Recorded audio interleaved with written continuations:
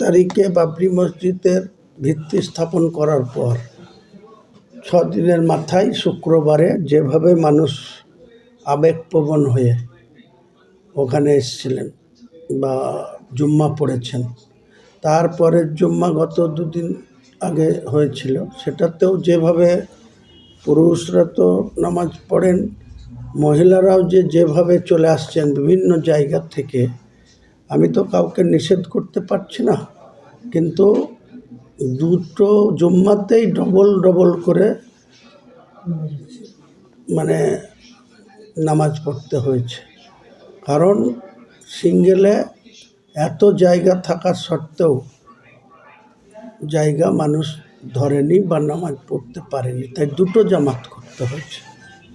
তো আগামী দিনে কি হবে ইনশাল্লাহ এটুকুই বলবো যে যতদিন বাবরি মসজিদের কাজ চলবে, সম্পন্ন না হবে, ততদিন ওখানে জুম্মার নামাজটা হবে। আবার এখন তো দেখছি যে একজন ইমাম সে 5 ওয়াক্ত নামাজও পড়াচ্ছেন ওখানে। তো ওনারা পড়ালে আমার আপত্তির কিসের? আমি তো বিভিন্ন কাজে থাকি, বিভিন্ন কাজে যুক্ত থাকি, আমি তো সব সময় থাকতে পারবো না।